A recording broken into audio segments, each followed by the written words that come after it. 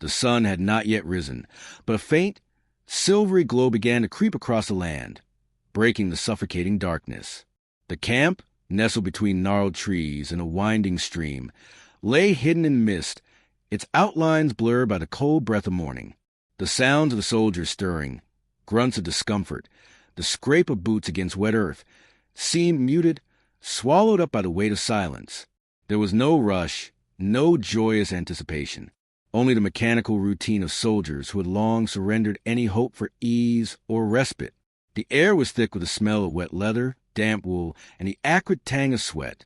The sounds of the camp, horses shifting in their stalls, the low murmur of voices, the clink of armor being adjusted, blended into a single, oppressive hum.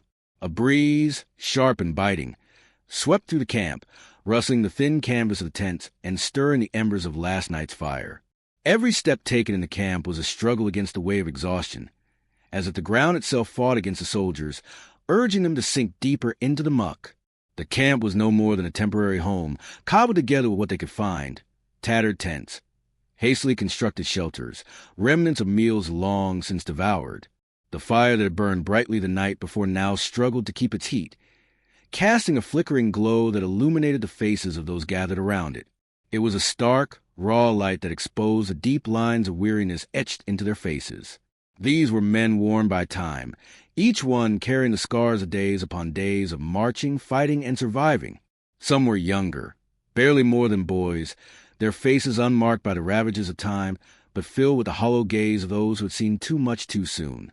Others were older, their hair graying, their shoulders stooped beneath the weight of years spent in service to a cause they could scarcely remember. There was no joy in these men's faces as they prepared for the day ahead, no cheer in their movements, only the quiet hum of their ritual, performed without thought but with an undeniable rhythm.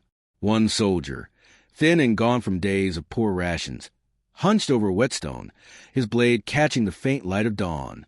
The edge of his sword was worn, chipped from countless battles, yet he worked with careful precision, his knuckles white as he ran the stone along the blade in a long, slow stroke.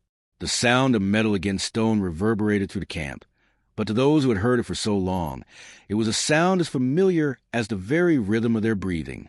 It was a sound of survival. Another soldier sat cross-legged by the fire, his armor a patchwork of mismatched pieces, an old breastplate from one campaign, gauntlets from another. His hands, calloused from years of gripping the hilt of the sword, worked methodically as he stitched together a torn cloak. His brow furrowed in concentration, and occasionally he glanced up, his eyes scanning the faces of the other men, as though ensuring that all were prepared for the battle that awaited them. It was a routine they had all come to understand, the act of readiness not just physical, but mental. They knew what lay ahead, and they knew that they could not afford to be unprepared, not for the fight to come, nor for the crushing weight of existence that each day brought. The horses, tethered to posts nearby, stamped their hooves restlessly, their breath rising in great clouds of steam that mingled with the morning fog.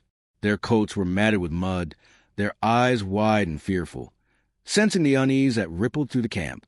Horses, too, had become soldiers in their own right, carrying their riders into battle, pulling heavy carts laden with supplies, and bearing the scars of battle as their riders did. Yet, unlike the men, the horses did not have capacity to understand the crushing weight of what was about to come. They simply existed in a world of instinct, driven by hunger, fatigue, and the command of their masters. For the soldiers, however, there was no instinct left to follow, only the endless repetition of their duties. The officer, a man whose face was as grim as the day ahead, moved through the camp with quiet authority. His steps were measured, deliberate. His cloak, dark with the moisture of the morning, flowed behind him like the shadow of death itself. He did not need to speak to make his presence known. It was the stillness of his approach, the way in which the men instinctively stopped what they were doing, that conveyed the depth of his command. His eyes were sharp, trained by years of command, and they scanned the camp with a practiced gaze, taking the smallest details, the angle of the sword, the state of man's armor, the way a soldier carried himself. As he passed by the fire, the officer paused for a brief moment, offering a nod to the soldiers sitting beside it. The man, hunched over his work, looked up from his cloak and offered a brief, silent acknowledgment, his tired eyes betraying nothing. The officer's gaze lingered on the soldier for a moment longer, as though he were trying to read something in the man's face, some hint of what lay behind those weary eyes. But the soldier gave nothing away. The officer nodded once, then moved on, beyond the camp. The distant sound of hooves echoed through the trees, a reminder of the ever-present threat that loomed just beyond the horizon. The enemy was always near, a shadow moving in the distance, waiting for the moment to strike. For the soldiers, the knowledge of their enemy's proximity was a constant companion, ever-present, never fading. Yet it was the waiting that was the hardest. The waiting, with its suffocating silence, its crushing sense of inevitability. They could not escape it. It was a waiting that drove men to madness, the constant sense that death was a breath away, yet always just out of reach. The younger soldiers, still untouched by the horrors of battle, could not yet understand this. They spoke in whispers of glory, of honor, of home. But the older soldiers, the ones who had seen their comrades fall, who had tasted the bitterness of loss, knew the truth. There was no glory in this life, no honor to be found on a battlefield. There was only survival, and sometimes not even that. The older soldier, the one who had been watching over the camp, now walked slowly toward the makeshift stables where the horses were kept. His movements were stiff, his body aching from the strain of the days before, but there was no time to rest. He had known his share of pain, but it was nothing compared to the emptiness that filled his heart each time he looked at the faces of the men around him.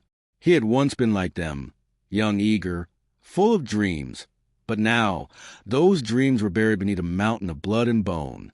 As he reached the stables, the officer's voice rang out behind him. "We move within the hour. Prepare yourself." The officer's words were not a question. They were a command, as cold and unyielding as the steel of their swords. The older soldier nodded silently, his eyes meeting those of the officer for a brief moment before turning back to horses. He reached for the reins of his mount, his fingers brushing against the coarse hair of the animal's neck. The horse nickered softly, a sound almost too quiet to hear. For a moment, the soldier closed his eyes, allowing himself to feel the warmth of the animal's body, the steady rhythm of its breathing. In this fleeting moment, he felt a sense of peace, something he had not known in years. But the peace was fleeting, as it always was. The officer's voice once again cut through the stillness of the morning. "Prepare to move out. All units must be ready." The soldier took a deep breath, the weight of his armor settling onto his shoulders once more. There was no time for reflection now, no time for regret, only the knowledge that they would march again, into the darkness, into the unknown. The battle awaited them, and they would face it, as they always had, together. The camp was breaking down now, the men moving with purpose, their steps heavy with the weight of their duties. The soldiers formed ranks, their movements synchronized in a way that could only come from years of training, years of survival. They were not a unit of individuals, but a single organism, bound together by the shared bond of war. Their faces were impassive, their gazes fixed forward, but in their eyes there was an unspoken understanding. They had walked this path before, and they would walk it again, no matter the cost. The first horn sounded, its deep, mournful call echoing to the camp and across the land. The soldiers began their march, their boots thudding in unison against the earth. As they moved, the fog began to lift, revealing the road ahead, muddy, uneven, and filled with the echoes of countless battles fought before. And yet, there was no hesitation in their steps. They walked not for glory, not for honor, but for survival, for each other. The camp was left behind, swallowed by the mist, and as the soldiers marched into the uncertain future, they carried with them the weight of their shared history, their sacrifices, their wounds, and the knowledge that tomorrow will be no different than today. They would survive, not by chance, but by will, and nothing would break them. The dawn crept over the horizon like a slow-moving tide, its pale light filtering through the branches of twisted trees that circled the camp. The land itself seemed to breathe, exhaling the chill of night into the cold, damp air. The soldiers, still groggy from a restless sleep, stirred in their blankets, muffling the sound of their movements as they adjusted their positions on the hard, uneven ground. Their bodies, calloused from the months of campaigning, ached with the exhaustion that came from days of marching, sleeping under open skies and fighting for survival. The camp was a patchwork of makeshift shelters, hurriedly constructed tents, and the remnants of past battles, each one serving as a silent reminder of the war they were caught in. The early morning was heavy with the scent of wet earth, leather, and the smoky remnants of last night's fire. The embers of the fire flickered faintly, casting long shadows across the camp, the dim glow barely enough to illuminate the faces of the soldiers gathered around it. Some of them sat hunched, warming their hands by the fire, while others stood in the periphery, staring out at the mist-shrouded woods that surrounded them. The air was thick with the smell of metal, damp iron, rusting sword, and the faint, acrid tang of sweat. The quiet was broken only by the soft clinking of armor being adjusted, the rasp of metal against stone as men sharpened their blades, and the occasional murmur of low voices. Despite the stillness of the morning, there was an underlying tension in the camp. It was a tension born not of fear, but of expectation. Every man knew that the day would be like yesterday and the day before it. A struggle, a relentless fight for survival in a world that had long since forgotten any notion of peace. The enemy was always near, their presence as inevitable as the rising sun, and the soldiers understood that they would march again, as they had done countless times before, into the unknown. A sentry, perched high in a rickety tower at the edge of the camp, scanned the horizon with the sharp, unblinking eyes of someone who had spent years watching for danger. His cloak, tattered from the wind and rain, fluttered behind him as he stood motionless, his hands gripping the edges of his bow. His face, weathered and worn, was a map of the years spent on this relentless campaign. Deep lines etched his brow, and his eyes, once bright and full of youthful enthusiasm, had long since dulled. He had seen too many battles, too many deaths, to still believe in the grand ideals of war. For him, survival was all that mattered. He had no time for glory or honor. He knew that it was a rare soldier who returned from the field with both his life and his soul intact. Nearby, the rest of the men moved in a careful, practiced rhythm, each one going through the motions of preparing for another day on the march.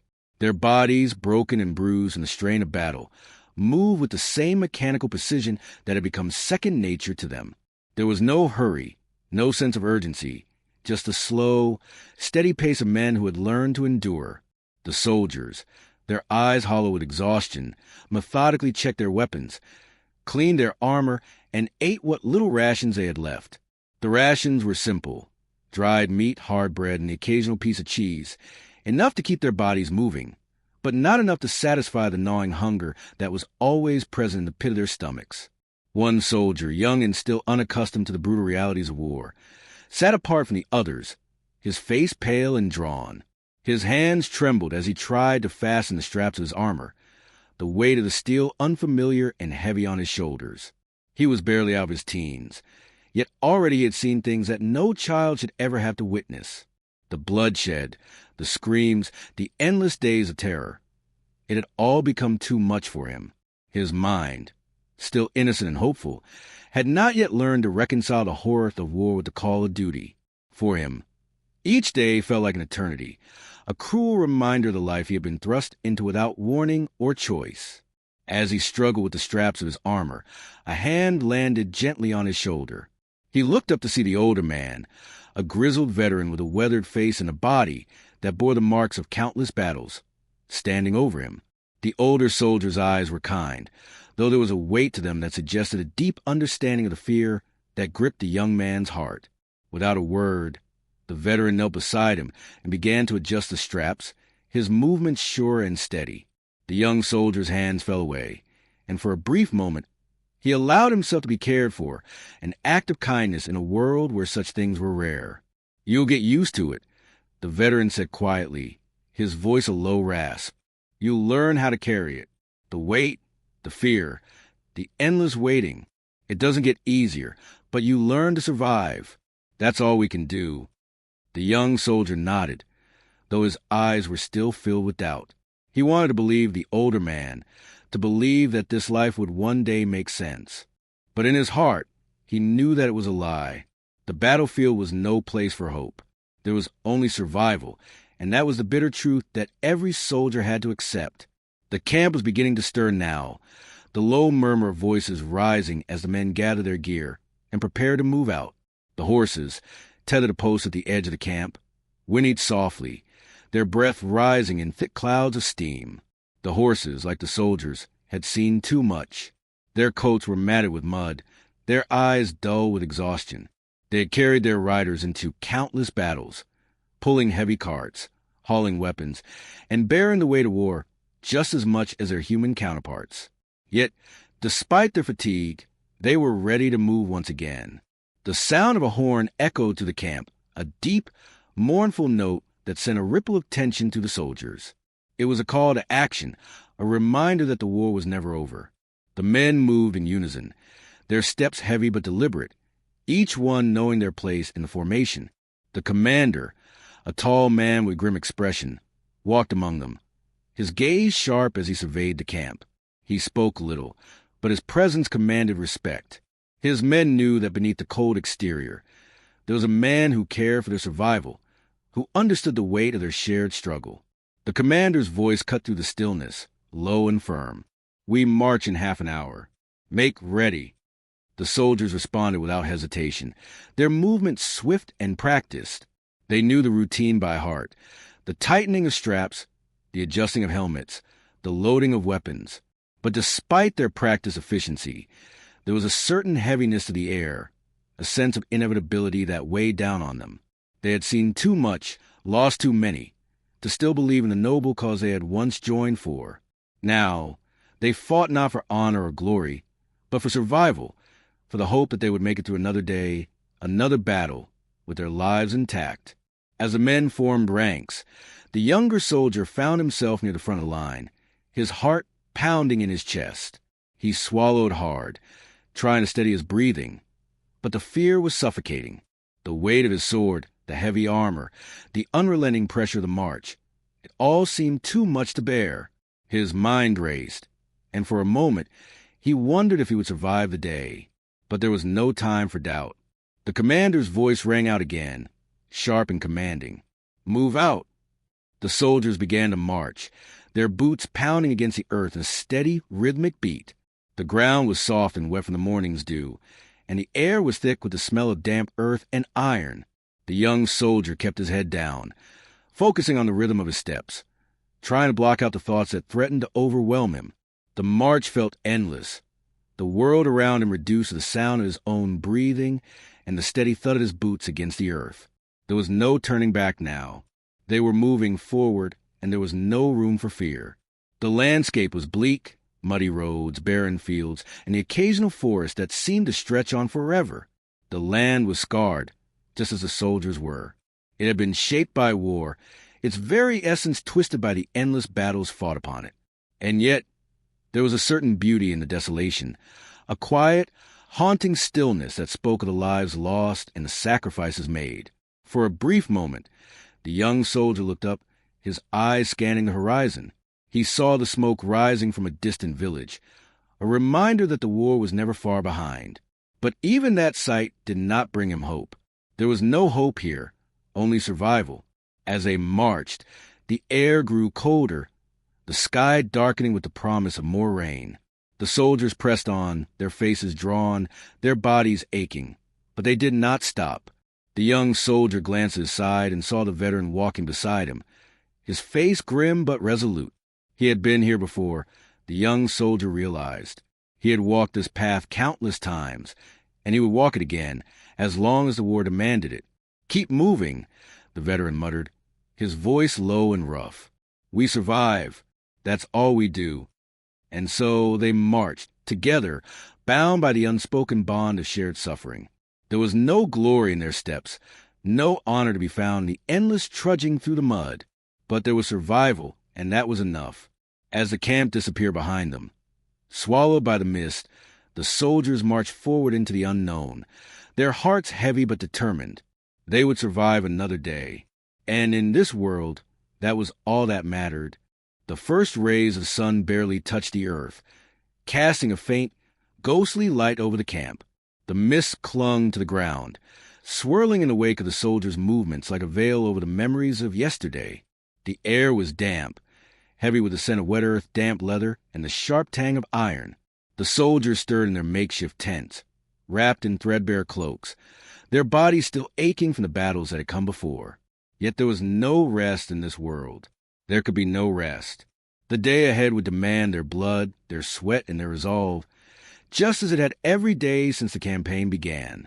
A low wind whispered to the camp, rustling the frayed edges of the tents, sending a chill into bones of the men who still struggled to rise. The dull thud of hooves echoed from the stables, where horses stomped restlessly, sensing the impending movement. Each of them, like the soldiers they carried, was a creature of routine. They had learned the rhythm of war, the brief lulls, the long stretches of march, and the sudden clashes of steel. But unlike the soldiers, the horses had no minds to weary, no souls to torment them with the horrors they'd witnessed.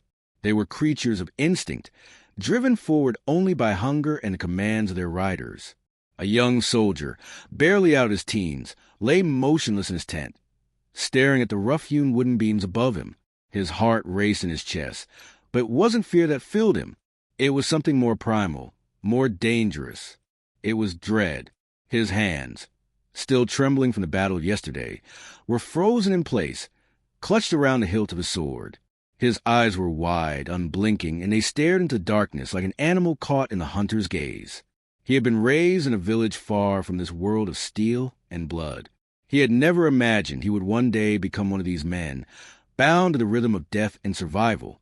Yet here he was, his life now a blur of march, fight, and endless fear. The quiet groan of his leather armor, as he struggled to sit up, broke the stillness of the camp. His joints ached as though his very bones were made of iron, worn down by days of carrying his sword, his shield, and his armor. He stood, his legs buckling beneath him for a moment, as if even the earth beneath his feet were pushing him back to the ground. He felt a deep, empty knot in his stomach, but he ignored it. There was no room for weakness here. The camp and the war itself demanded men who could endure. There was no space for hesitation. He could feel the weight of the sword on his back, heavier than the burden of his own doubt. As he began the familiar motions of preparing for the day, the camp came alive around him. The murmur of voices, low and gruff, spread through the camp like an undercurrent. A few men spoke quietly in the shadows, their faces half illuminated by the soft light of the fire as they drank their thin, bitter wine. A few others sat hunched over small bowls of porridge, their hands moving mechanically, eyes distant. The soldier joined them by the fire, and the bitter warmth of the broth did little to settle the gnawing ache in his gut. He took a slow sip, the liquid hot and unpleasant on his tongue. It tasted of old grain and wood, a far cry from the hearty stews his mother used to make. He looked around at the others, their faces as drawn and hollow as his own. Their eyes were mirrors of his own fear, but there was something else in their eyes, too. Something darker, a resignation, perhaps, or perhaps it was something even more dangerous, a hard-earned wisdom. These men, some of them older than he, had fought in countless battles. They had known loss, sacrifice, and bloodshed. Some of them had seen brothers fall beside them, and they had learned to keep moving no matter the cost. A hand fell on the young soldier's shoulder, pulling him from his thoughts. He looked up to see an older man, his face carved from years of war. His gray hair fell in uneven strands from beneath his helmet, and his eyes were clouded with the weariness of many battles. The older soldier had been at this longer than the boy had been alive. He had seen things no one should ever see, and yet here he was, still standing. "Eat," the older soldier said, his voice rough but steady. "You'll need your strength. Today is no different from yesterday. The battle is the same. All you can do is survive." The young soldier swallowed hard, his throat tight with emotion. He wanted to ask the older man how he did it, how he survived the horrors of war, without losing himself, how he had learned to endure the constant march, the constant violence, and the constant weight of fear. But the question died on his lips. He had no right to ask. He was still too green, still too untested. The older soldier gave him a small, tight-lipped smile before turning back to his meal. The young man followed suit, forcing the food down, though it stuck in his throat like a stone. The camp sounds rose and fell around him, the subtle symphony of men preparing for another day of death. Beyond the fire, the horses were being saddled, their hooves scraping against the earth as they were let out of the stables. Their riders tightened their saddles, checked their armor, and mounted their steeds. The young soldier's hand went to his sword again, and he felt the cold steel beneath his fingers, a constant reminder of the violence to come. His breath hitched, and for a brief moment he felt himself teeter on the edge of panic. But then the horn sounded. The call was deep, mournful, like a prayer for the dead. The young soldier stood, his legs suddenly steady beneath him, and he joined the others as they made their way to the formation. There was no time to think, no time to wonder if he would make it through the day. There was only the march, and the certainty that he would have to walk through it, whether he was ready or not. The soldiers assembled in neat lines, the older men standing tall, their movements precise. The younger soldiers, like him, tried to hold their heads high, but their eyes betrayed their fear. The camp grew still as the commander, a tall, imposing figure, stepped forward. His eyes scanned the soldiers, his expression unreadable. He was a man of few words, but his presence was enough to silence any doubt. The soldiers knew that his very gaze could command their lives. "Today we march the field," the commander said, his voice low but full of authority. "We fight not for glory, not for honor, but for survival. Each of you has a place in this battle. Each of you has a duty. Stay together, fight as one, and you will make it through." The young soldier nodded, though the words held no comfort for him. He had heard them all before. Every day they marched, fought, and killed. They did it not because they wanted to, but because they had to. There was no room for doubt in the life of a soldier, only duty and survival. The horn blew again, and the line began to move. The soldiers marched through the fog, their feet sinking into the damp earth with each step. The young soldier kept his eyes fixed ahead, his hands tight around the hilt of his sword. The landscape before them was bleak. Barren fields stretching to the horizon, broken only by the occasional line of trees that seemed to whisper the ghosts of past battles. The road ahead was treacherous, and the soldiers knew it well. Their boots squelched through the mud, the cold biting at their skin. The wind whipped at their faces, pulling at their cloaks, and the sky above was a dark, storm-laden gray. There was no beauty in this world. There was only the relentless march forward. As the day wore on, the young soldier's legs began to ache, his body screaming for rest. His throat was dry, and his stomach twisted in hunger, but he did not falter. There was no place for weakness on this road. His companions, though equally weary, marched on without complaint. There was something strangely comforting in their shared silence. They did not need to speak to understand one another. They had been through this before, and they would go through it again. As they neared the battlefield, the distant sound of drums echoed across the plain, a constant reminder of what awaited them. The young soldier's heart beat faster, and his mouth went dry. He could see the enemy now, forming on the horizon like a dark wave, ready to crash into them. "Stay close," the older soldier beside him said, his voice steady despite the fear that was evident in his eyes. "This is where we make our stand. We fight not for ourselves, but for each other." The young soldier swallowed hard. There was no turning back now. They would either survive this battle, or they would not. But whatever happened, he would not face it alone. As the first clash of steel rang through the air, the young soldier took his place among his comrades, and for the first time, he understood the meaning of brotherhood. There was no glory in this fight, no honor. There was only survival. And for these men, that was all they had. That was all they needed. The battle raged around them, swords clashing, screams echoing, the air thick with the smell of blood and fear. But in the midst of it all, the young soldier fought on, his heart pounding in his chest, his sword steady in his hand. He fought not for glory, not for honor, but for survival. And with each swing of his sword, he became something more than he had been before. He became a soldier. The sky hung low and heavy, a slate-gray canvas that threatened to break at any moment. The wind had picked up, gusting through the trees with an eerie, mournful howl that seemed to whisper the suffering endured by those beneath it. The soldiers' camp, a temporary place of respite before the march resumed, was huddled against the edge of a forest. The ground was slick with mud, churned by the heavy boots of men who had tramped through for days, perhaps weeks. Time had become a blur in the madness of war. The camp was a sprawl of tattered tents, broken wagons, and half-constructed shelters, each one a symbol of the fleeting hope they clung to in the midst of the chaos. Morning had broken with no fanfare, no heralding trumpet or sign of a new day's promise. The soldiers, already awake before the first light, rose from their blankets or straw, their bodies aching from the weight of their armor and the relentless fatigue of the campaign. Each man knew the rhythm of their existence now. Wake, eat, prepare for battle, march, and repeat. There was no time for reflection, no room for doubt. The campaign had taken everything from them: youth, home, faith, and all that remained was survival. The camp was stirring. The smell of smoke and burning would fill the air, and the sound of clanking metal mixed with the low murmur of voices, punctuated by the occasional bark of command. The soldiers were getting ready for another day of marching, another day of enduring the unendurable. A man, no older than 20, sat near the fire, his face pale and drawn, his eyes sunken from the sleepless nights and the endless dread that followed them. He stared into the flames, watching them lick at the damp air as though they might somehow offer solace or warmth.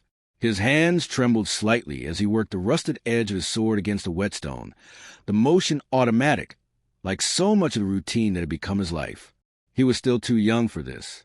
His mind sometimes drifted back to the village he had left behind, his mother's face, the scent of the meadows in spring, the gentle call of the village bell.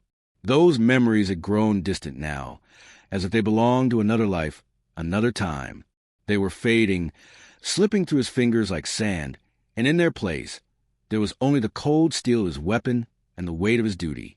The young soldier's eyes flickered to the others around him, men with faces carved by battle, each one lost in the quiet rituals of preparation. Some adjusted their armor with a weary, practiced hand. Others made quick work of meager rations, chewing the hard, tasteless bread that had become the staple of their existence. None spoke much. The days of camaraderie and shared laughter had long passed, replaced by the grim silence of men who had learned that words had little meaning in a world defined by the clash of steel.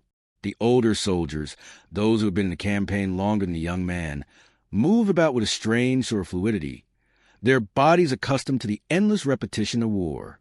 Their faces were blank, devoid of the hope or fear that marked the faces of the green recruits. Instead, their eyes were glassy, distant, and resigned. They had seen too much to care about the outcome of any single battle. Each soldier, regardless of age or experience, had learned to keep his mind from the edge of madness by focusing on the small, simple tasks that kept their world from spinning out of control. One of the older soldiers, a man whose body had been worn by years of combat, crouched beside the fire and silently began to sharpen his sword. His movements were fluid, but there was a practiced slowness to them, as if he knew that every moment of respite was precious. He was lean, his face gone from the lack of sleep and food, his clothes ragged from the constant strain of battle. The young soldier watched him for a moment, fascinated by the calm in the older man's movements. "How do you do it?" the younger soldier asked suddenly, his voice raw with fatigue and fear. "How do you keep going? Every day we march, we fight, we never stop. Don't you ever wonder what it's all for?" The older soldier didn't look up at first, his eyes fixed on the blade in his hands. The young soldier's question hung in the air, unanswered, as the older man slowly ran the blade along the stone. After a long pause, the veteran spoke, his voice low and heavy with the weight of experience. "We don't stop because there's nothing else left to do," the older soldier replied. "The world is broken. We're just here to pick up the pieces. We fight because there's no place to run. We march because that's all we can do. You'll learn that, boy. You'll learn it soon enough." The younger man swallowed hard, trying to push the lump of dread in his throat back down. He could feel his heart racing in his chest, his hands slick with sweat despite the cold. He looked at the older soldier's weathered face, the lines carved into his skin by years of suffering, and tried to understand what it meant to live like this, to live for nothing but the next day's battle, to endure the unrelenting grind of survival. The older soldier gave a small, grim smile, sensing the younger man's struggle. "Don't worry about glory," he said, returning to his task. "There's no glory here. There's only surviving. And that's enough. For now, that's all that matters." The young soldier nodded silently, feeling the weight of the older man's words settle deep within him. The idea of survival, of simply making it through another day, seemed so foreign to him. Yet here in this camp, amidst the haze of smoke and the endless sound of iron against stone, it was the only truth that could be trusted. The commander's voice rang out over the camp, sharp and commanding, cutting through the haze of exhaustion. All men, prepare to move. We march within the hour. The enemy is close. The men began to stir, their movements quickening as the urgency of command sank in. The young soldier stood, his legs stiff from the long hours spent sitting in the cold, and began to don his armor. The clang of metal against metal filled the air as soldiers worked with a grim sense of purpose, each man eager to finish the task at hand and fall into formation. The older soldier finished sharpening his sword and rose to his feet, his movements slow but steady. He gave the younger man a final look, one that carried the weight of unspoken understanding, before turning toward the gathering ranks. The young soldier followed suit, strapping on his sword and fastening his armor as quickly as his tired hands would allow. Outside the tents, the camp was already beginning to break down, the soldiers moving with practiced efficiency as they packed up their belongings and prepared their horses for the day's march. The horses were tethered nearby, their saddlebags loaded with supplies, their reins held tightly by the soldiers. The sounds of hooves and soft whinnies echoed across the camp as the animals sensed the impending movement. There was no time for affection, no time for care. The soldiers mounted their horses one by one, and the commander's voice once again rang out, signaling the start of their march.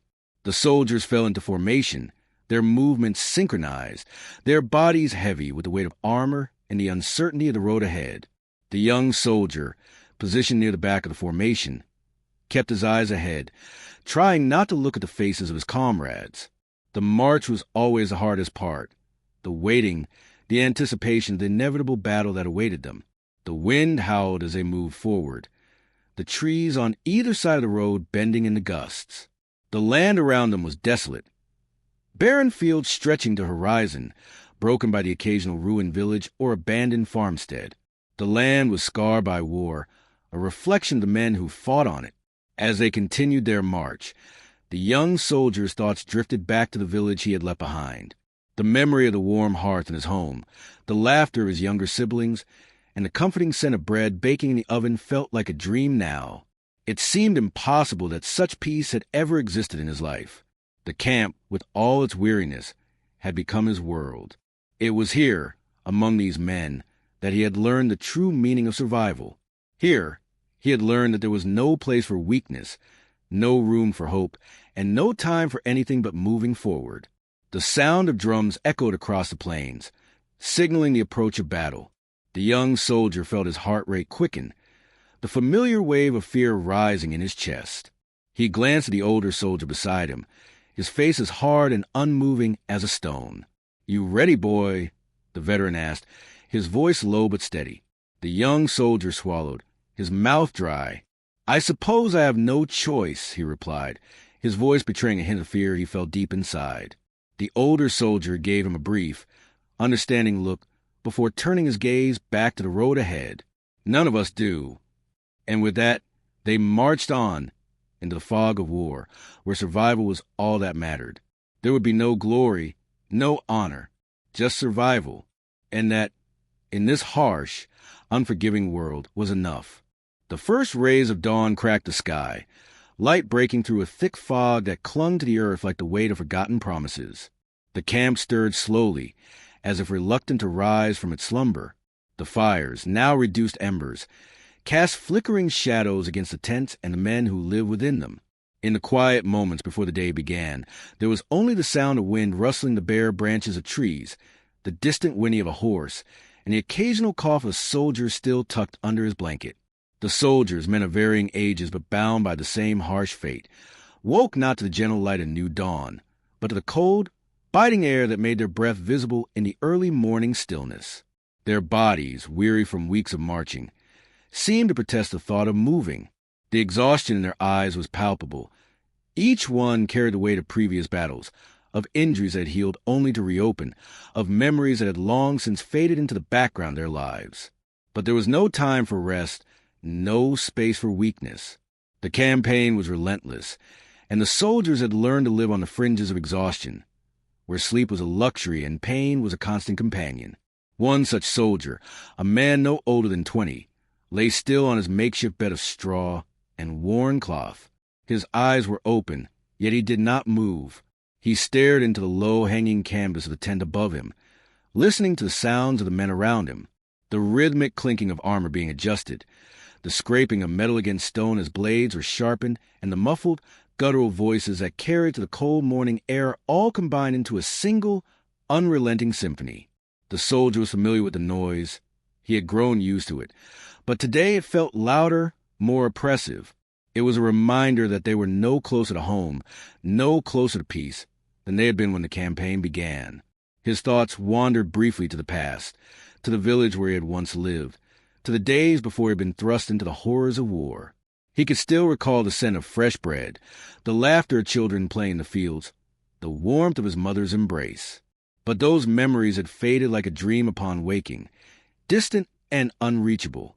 In their place was the cold steel of his sword, the ache in his joints, and the endless miles of marching that seemed to stretch out before him, with no end in sight. With a groan, the young soldier slowly sat up, the straw crunching beneath him. His body protested the movement, every muscle sore from the previous day's march. But he pushed through it. There was no choice. The war would not pause for his discomfort. It would not pause for anyone. The camp, now coming to life around him, was a scene of quiet chaos. Soldiers hurried to and fro, gathering their weapons, checking their armor, and performing the same rituals that had become second nature over the course of the campaign. Each man knew his place, knew what was expected of him. Yet, beneath the outward calm of their movements, there was a sense of weariness that could not be hidden. They were soldiers, yes, but they were also men who had been through battles that had stolen pieces of their souls. Some had lost family, others had lost hope, and many had lost both. But they all kept moving, marching forward into the unknown, driven by a singular force, survival. The young soldier stood slowly, his legs stiff from the cold and the constant strain of the march. His fingers, numb from the chill, fumbled as he fastened the straps of his armor. The leather was worn and cracked from years of use, but it would hold, just as the soldier would hold, just as it held for so many days. He turned his eyes to the fire pit, where a few men sat huddled together, silently eating their meager rations. The scent of stale bread and hard cheese filled the air, the faintest reminder of what they once ate, what they once had. The familiar voice of commander broke the silence, sharp and commanding. Prepare to move out in half an hour. The enemy is close. Pack your gear and fall into formation. The soldiers responded as they always did, without hesitation, without complaint. There was no room for either. The young soldier, despite the lump of dread that rose in his throat, moved toward the line of horses tethered to nearby posts. The horses, weary from the march, were still as loyal as ever. Their coats were matted with mud and sweat, their eyes glazed with fatigue. The soldier reached for the reins of his horse, feeling its familiar weight beneath his fingertips. It was a small comfort in a world that had little to offer in terms of solace. As he mounted the horse and adjusted his armor, the young soldier's mind began to drift, not to the battles that lay ahead, but to the faces of the men around him. Each one wore the same mask, stoic, unfeeling, resolute. But the young soldier knew that beneath those masks, they were all the same. They were all frightened.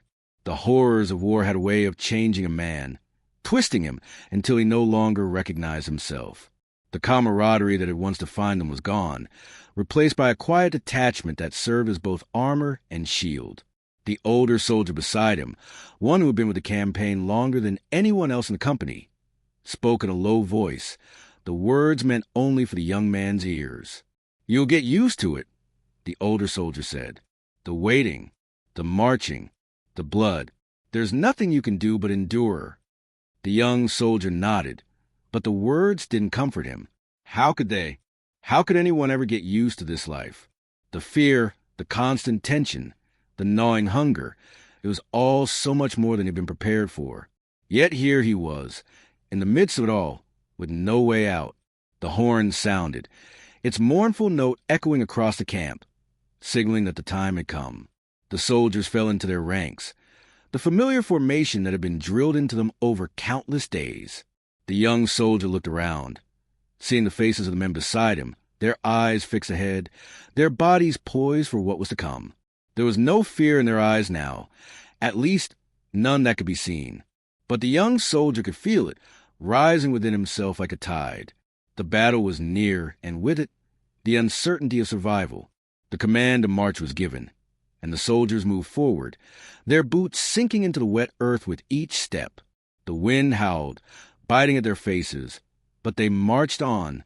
The world around them was bleak, bare fields, the remnants of burned villages, the faint smell of death in the air. The land was scarred, much like the men who walked upon it. It had borne witness to countless battles, to the toll that war had taken on both the land and the men who fought on it. But the soldiers kept moving. There was no turning back. The further they marched, the heavier the weight on the young soldier's chest became. The rhythm of the march, the repetitive movement, the anticipation of the coming clash, all of it was like a slow, suffocating drumbeat that pressed on his mind. He had learned to endure the pain, to ignore the exhaustion, to push through the fear. But today, for the first time, he wondered if he would survive it all. Would he survive the next battle? Would he make it through another day, another week? Or would he, like so many others, fall in the dirt, forgotten and nameless? His thoughts were interrupted by the familiar voice of the older soldier beside him, who spoke with the same calmness that he always did. "Focus, boy. Keep moving. It doesn't matter what comes. You do your part, and you keep moving." The young soldier nodded, forcing his mind back to the present, back to the march. There was no time for thoughts of death, no time for wondering about the future. There was only survival. The march continued through the bleak landscape, and soon the sounds of distant drums began to echo across the horizon. The battle was coming. The enemy was near, and with it, the reality that they would either fight to survive, or they would not survive at all. As they neared the battlefield, the air thickened with the tension of battle. The soldiers fell into their positions, the young soldier finding himself once again in the rear, holding his sword tightly, his eyes scanning the horizon for any sign of movement. His heart pounded in his chest, the fear gnawing at him, but he knew there was no choice. They would fight, they would survive, or they would die trying. The enemy finally came into view, a mass of soldiers moving toward them like a dark wave, and for a brief moment, everything in the young soldier's world fell away. His fears, his doubts, his memories. All that remained was the sound of the horn, the beat of his heart, and the cold steel of his sword. And then, with a roar, the battle began. In the midst of the chaos, the young soldier fought not for glory or honor, but for survival. The early morning mist still clung to the battlefield, hanging thick in the air, obscuring the horizon, and casting a dreamlike quality over the camp. The soldiers moved through the fog like shadows, their faces pale from the cold, their eyes bleary from sleepless nights spent beneath the weight of their armor. There was no joy in the morning, no sense of hope or renewal. In this world, the dawn was only a reminder that the endless march would begin again. The camp, nestled at the edge of a forgotten forest, was already stirring. The smell of wet earth and horse dung hung in the air, mingling with the faint scent of roasting meat from the campfires. The soldiers moved in silence, the quiet murmur of voices barely rising above the wind that whispered through the trees. No one spoke much. Words had little meaning in a world where survival was the only currency. They had learned long ago that talking about their fears or their doubts was a luxury they could not afford. The only thing that mattered was what came next, how long they would endure before the next battle, the next march, the next call to sacrifice. A young soldier, still a boy by some measures, sat against a tattered tent flap, his head bowed as he tried to gather the strength to rise. His body was weary, every inch of him aching from the countless days of fighting and marching. His sword felt heavier than it had on the first day, the hilt worn smooth from his grip, the edge dull from too many strikes against armor and bone. But the soldier did not let himself think of it. He was learning, as all soldiers did, that thoughts of the past and worries about the future had no place in this world. There was only the present, and in the present, there was only the relentless march forward. The sound of hooves echoed in the distance as the horses were brought forward, their riders mounting with the practiced ease of men who had spent far too long in the saddle. The soldiers around the young man were already preparing for the day ahead, adjusting their armor, checking their weapons, and eating whatever scraps they could find. The air was thick with the smell of stale bread and cold porridge, the only sustenance they could afford in a world that had forgotten the taste of abundance. The older soldier beside the young man, a man who had seen too many winters and fought in too many battles to count, looked down at him with the same knowing gaze he had shared with countless others. The older man's face was a map of scars, his eyes hollow from the weight of years spent in constant conflict. His hands were steady as he adjusted his sword belt, his every movement slow but deliberate, as if the very act of preparation was a ritual he could not afford to rush. "You're quiet today, boy," the older soldier said, his voice low and gravelly, the kind of voice that had learned to speak only when necessary. "What's on your mind?" The young soldier shook his head, avoiding the older man's gaze. His throat was tight, a lump of dread swelling with each passing second. "I don't know," he muttered, his voice barely audible. "It's just everything, all of it. The marching, the fighting, the endless days. I don't know how much longer I can do this." The older soldier regarded him for a long moment before replying, his expression unreadable. "None of us know how long we can do it," he said finally. "We just keep going because there's no other choice. You'll get used to it. The fear, the pain, the death. It all becomes part of you after a while. You won't even notice it anymore, but it's always there, right under the skin." The young soldier swallowed hard, his eyes tracing the ground beneath him. The older man's words rang with the cold truth of experience, but the young soldier wasn't sure if he was ready to accept that truth. There was something about the older man's resignation that felt like surrender, and the young soldier wasn't sure if he could ever become that kind of man. The command to march came without warning, a sharp, bellowed order that cut through the murmurs of the camp like a blade. The soldiers sprang into action immediately, their movements efficient, practiced. There was no hesitation in their eyes, no second-guessing. They knew their roles, knew what was expected of them. They had become machines in the art of war, cold, unfeeling, unyielding. The young soldier rose slowly, his legs stiff from the cold and the long hours of lying in the damp earth. He glanced at the older soldier, who had already mounted his horse and was adjusting his helmet, preparing for the march ahead. Without a word, the young soldier gathered his gear and made his way toward the horses. He didn't look back at the camp, didn't spare a thought for the other men who still sat by the fires, eating their bread and preparing for another day of survival. The horses were already lined up, their reins tied to the posts, their coats matted with the dust and mud of the journey.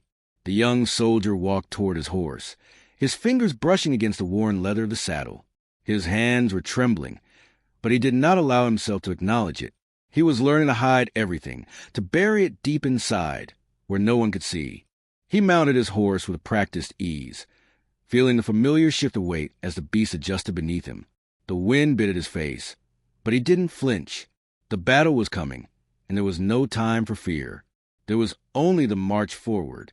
The camp fell silent as the soldiers assembled in formation, their faces drawn, their eyes dull from the endless repetition of war. The younger soldiers, like him, tried to hold their heads high, to act as though they had some say in their fate. But they were all the same, just men caught in the churn of a war that had no end, no resolution, no mercy. The older soldier fell into line beside him, his horse moving with the practiced grace of years spent in the saddle. They did not speak, for words had no place here. They simply waited for the call to march, waited for the inevitable clash of steel that would come when they crossed the horizon. The first sound was a distant rumble of drums, followed by the sharp, staccato beat of war horns. The enemy was near. The soldiers shifted uneasily in their saddles, adjusting their swords, checking their armor, and silently preparing for the coming battle. There would be no surprise this time. They had been marching toward this moment for days, the anticipation building with every step, with every hour spent beneath the ever-watchful sky. The young soldier felt his breath catch in his throat as the noise grew louder, closer. His heart pounded in his chest, his fingers tightening around the reins of his horse. He was so young, Too young, perhaps, to be here, to be forced to fight in a war that seemed so far beyond his understanding. But he had no choice. The war had come for him, just as it had come for every man around him. There was no escape. The order came, short, sharp, and to the point. Forward. And so they marched, their boots striking the earth in unison, their faces set with grim determination. The young soldier rode at the back of the formation, his eyes focused straight ahead, his mind a whirlwind of thoughts that he could not quiet. He could feel the weight of his sword, the heat of the sun beating down on him, and the sweat collecting on the back of his neck. But he didn't dare acknowledge any of it. The battle came quickly, as it always did. The sound of metal against metal filled the air, the clash of swords and shields reverberating in the young soldier's bones. He moved with the others, his movements automatic, guided by the years of training he had already endured. The young man swung his sword, feeling the resistance of flesh and armor beneath it. There was no time to think, no time to question. There was only the rhythm of battle, the push and pull of survival. Amidst the chaos, the young soldier saw men fall, some screaming, others silent as they crumpled to the ground. He did not look away, did not flinch. He had learned to steel himself against the horror. There was no place for compassion here, no room for fear. There was only the cold truth of survival.